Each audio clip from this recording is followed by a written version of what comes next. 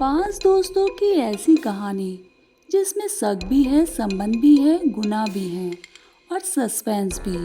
और साथ में है अदालत का वो ऐतिहासिक फैसला जिसने कानून की परिभाषा ही बदल दी। टीवी हमारी जिंदगी में कितना गहरा असर डाल सकता है और उस असर में आकर कोई इंसान किस हद तक गुनाह कर सकता है।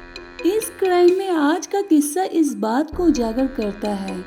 आज का किस्सा एक ऐसी मर्डर मिस्ट्री का है जिसमें एक वक्त ऐसा भी था जब गुनाहगार कानून के रखवालों से दो कदम आगे चलता हुआ दिखाई दिया। इस मर्डर मिस्ट्री को जब पुलिस सुलझाने निकली तो उसे एक के बाद एक कई पहेलियों के उतार चढ़ाव से गुजरना पड़ा। इस कहानी को बताने से पहले आपको एक कानून में हुए बड़े बदलाव को बताना शायद सबसे पहली जरूरत है। निर्भया केस हिंदुस्तान में कौन नहीं जानता। जब एक लड़की के साथ देश की राजधानी में हैवानियत की इंतहा हो गई थी और फिर भी उसके बाद पूरे देश में भूचाल आ गया था। सड़क से संसद तक सभी जगह कानून को सख्त करने और गुनाहगारों को सख्त सजा दिलाने की वकालत तेज हो गई थी। उसी वक्त एक कानून में संशोधन किया गया था।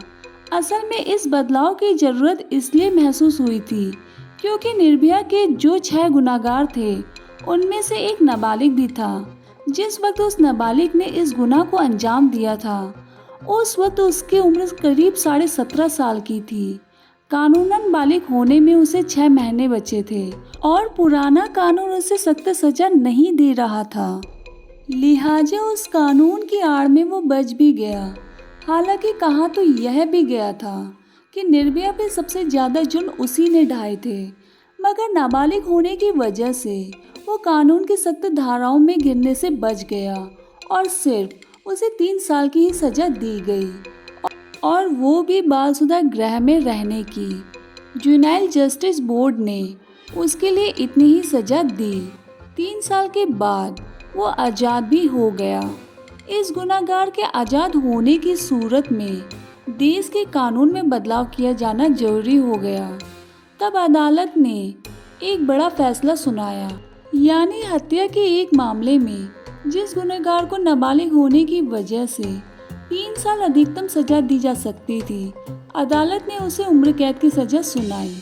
ये सजा सुनाते समय अदालत ने ये कहा कि सजा सुनाते समय गुनहगार की उम्र पर ध्यान देना ही काफ़ी नहीं है, बल्कि अदालत को ये भी देखना चाहिए कि गुनहगार ने जो गुनाह किया वो गुनाह कितना क्रूर था। लिहाजा उम्र के साथ साथ उसके जुर्म की गंभीरता पर भी गौर करना जरूरी है। और इसी टिप्पणी के साथ अदालत ने एक गुनहगार को उम्र कैद की सजा सुनाई और अदालत के इसी फैसले की रोशनी में आज की कहानी, जिसकी शुरुआत 5 साल पहले यानी 2017 में हुई थी। मध्य प्रदेश का एक शहर गुना शहर में ही 5 दोस्त रहते थे। सभी आसपास के मोहल्ले में रहने वाले थे।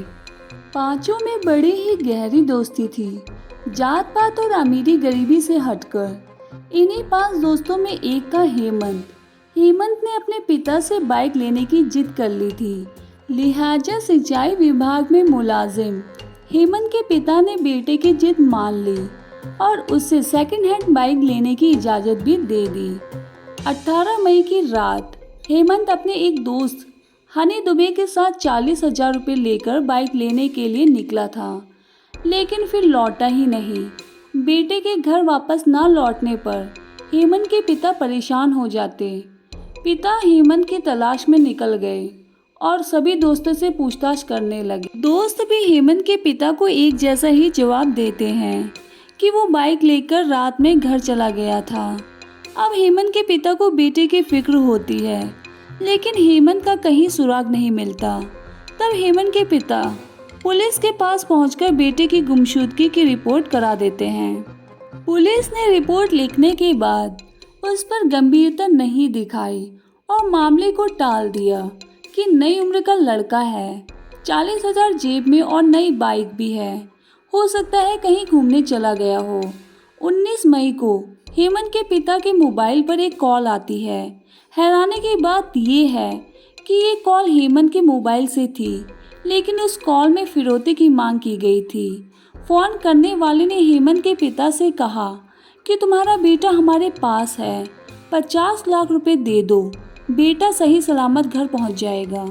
हेमंत के पिता ने फिरौती मांगने वाले से कहा कि वो पैसे दे देंगे और इतना कहकर फ़ोन बंद कर देते हैं और सीधा पुलिस स्टेशन का रुख करते हैं। हेमंत के पिता की बात सुनकर पुलिस परेशान हो जाती है और समझ जाती है कि मामला किडनैपिंग का है, लिहाजा पुलिस नंबर को ट्रेस करती रहती है तो उसे इंदौर के लोकेशन मिलती है। पुलिस की एक टीम इंदौर रवाना हो जाती है। उधर पुलिस हेमंत के दोस्तों से पूछताछ शुरू करती है। 3 दोस्त तो पुलिस को मिल जाते हैं, लेकिन एक दोस्त नहीं मिल रहा था जिसका नाम था ऋतिक। लिहाजा पुलिस के शक के दायरे में ऋतिक आ जाता है। पुलिस को महसूस होता है कि हो ना हो ये कारस्तानी ऋतिक की हो सकती है। पुलिस अपने तस्दीक में आगे बढ़ रही थी कि गुना के पास के जंगलों से पुलिस को एक जली हुई लाश मिलती है। उस लाश को किसी राहगीर ने देखा था, लिहाजा पुलिस को इत्तला देता है। पुलिस लाश की शिनाख्त करती है क्योंकि वो पूरी तरह से जली हुई नहीं थी। वो लाश ऋतिक की थी।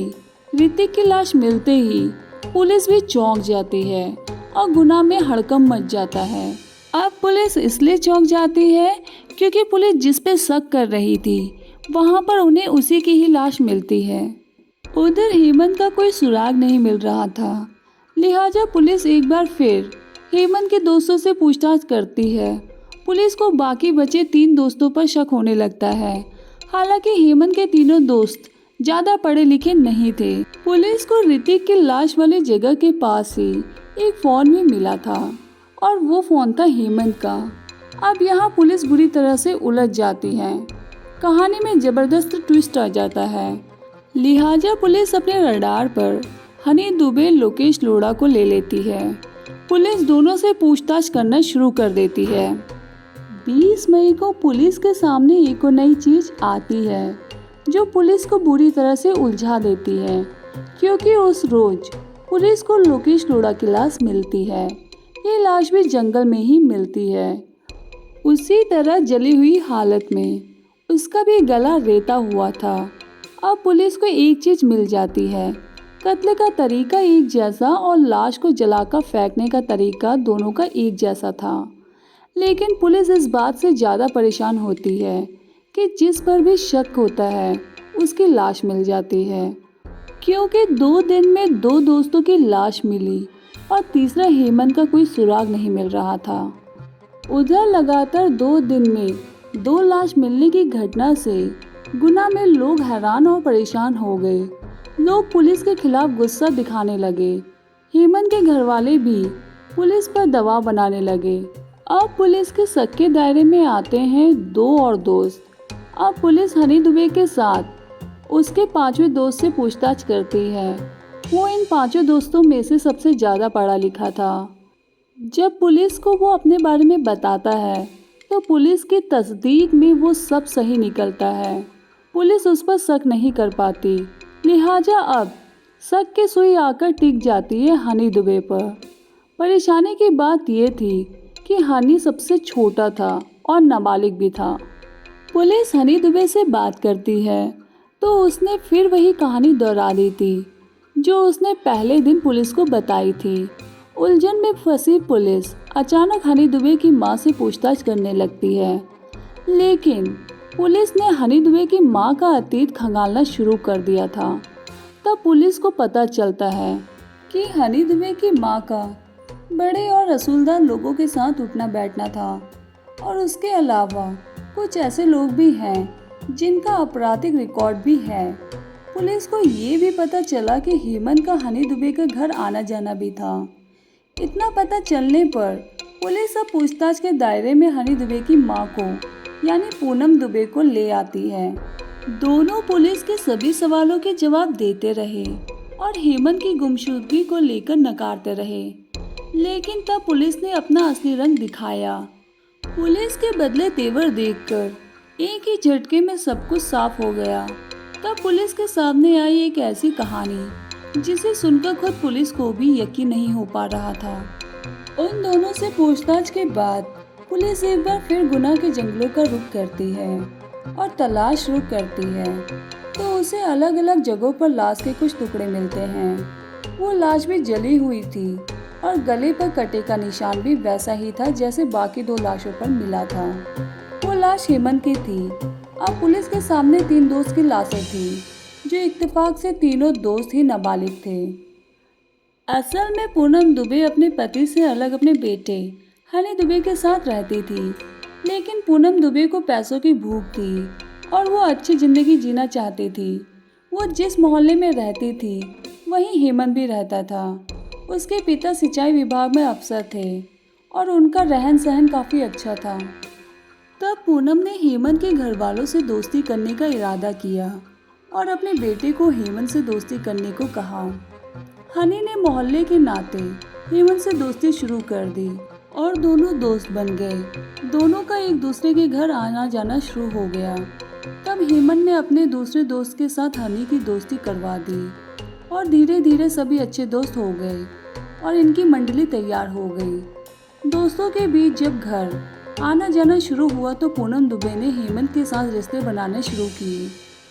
तब हनी को उसके दोस्त पर शक हुआ कि हेमंत और उसकी माँ के बीच कोई रिश्ता कायम हो गया है और पूनम हेमंत को उकसाने लगी कि वो घर से पैसे और जेवर चोरी करके लेके आए और वो चोरी करने लगा। यहाँ तक सब ठीक चल रहा था। इसी बीच 18 मई को हनी दुबे को पता चला कि हेमंत अपने पिता से 40,000 रुपये लेकर बाइक लेने जा रहा है। हनी ने हेमंत से कहा कि वो भी साथ चलेगा। जब हनी और हेमंत पैसे लेकर बाइक से जा रहे थे तो रास्ते में हनी ने बाकी दोस्तों को भी बुला लिया और बियर पार्टी कर ली और उसी पार्टी के दौरान बियर की खाली बोतल से हेमंत के सिर पर वार किया और फिर उसका गला रेत दिया और फिर पेट्रोल डालकर हेमंत की लाश को जला दिया। हेमंत का काम तमाम करने के बाद हनी घर आया और उसने ये किस्सा अपनी माँ को बता दिया। इसके बाद पूनम एक साजिश रचती है।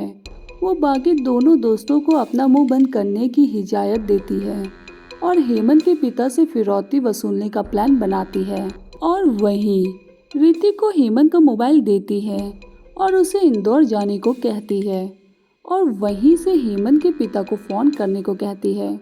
फ़ोन पर क्या कहना है और कैसे कहना है ये भी पूनम ही ऋतिक को बताती है। हेमंत के पिता को फ़ोन करने के बाद ऋतिक वापस घर लौट आता है।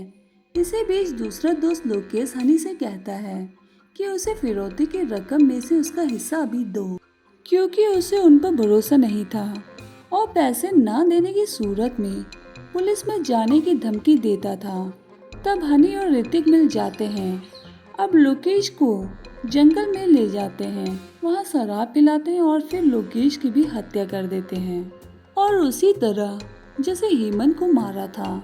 लोकेश का काम तमाम करने के बाद हनी दुबे अपनी माँ पूनम दुबे और ऋतिक घर लौट जाते हैं और माँ का इशारा पाते ही मौका देखकर हनी अपने दोस्त ऋतिक को भी मार डालते हैं। इस तरह एक कत्ल को छुपाने के लिए वो लोग 2 और कत्ल कर देते हैं और वापस गुना लौट जाते हैं। लेकिन पुलिस के शक के दायरे में होने की वजह से हनी पुलिस के सवालों से बच नहीं पाता। लेकिन जब पुलिस हनी के साथ साथ पूनम की कुंडली खंगालती है और सख्ती से दोनों से पूछताछ करती है तो सारी कहानी सामने आ जाती है। यानी जिस पर शक हुआ उसका कत्ल होता गया और पुलिस एक के बाद एक 3 लाश के चक्कर में उलझती रह जाती है। पुलिस अब हनी दुबे को मुख्य आरोपी बनाकर गिरफ्तार कर लेती है और पूनम दुबे को साथी आरोपी बना लेती है। इसके बाद 5 साल तक ये मुकदमा चलता है। 5 साल मुकदमा चलने के बाद इसी साल अदालत हनी दुबे को नाबालिग होने के बावजूद उम्र कैद की सजा सुनाती है। हालांकि जुर्म के वक्त हनी दुबे नाबालिग था, लेकिन अदालत ने अपना फैसला सुनाते वक्त कहा था कि जुर्म के वक्त जो कुछ उसने किया अदालत उसका सिर्फ उम्र नहीं देखेगी, बल्कि उसने क्या किया और कैसे कैसे किया इस पर गौर करना ज़्यादा जरूरी है। एक के बाद एक जिस तरह से हनी दुबे ने 3 कत्ल किए, ये गुनाह किसी के लिहाज से बेहद गंभीर श्रेणी में आता है, लिहाजा उसे उम्र कैद की सजा दी जाए। और इसी के साथ ही अदालत ने माँ बेटे को उम्र कैद की सजा सुना दी। तो दोस्तों, ये थी आज की दिल दहला देने वाली कहानी। इस कहानी के बारे में आपकी क्या राय है, हमें कमेंट सेक्शन में कमेंट करके ज़रूर बताएं। अगर वीडियो पसंद आया हो तो वीडियो को लाइक करें, चैनल को सब्सक्राइब करें। Thank you for watching.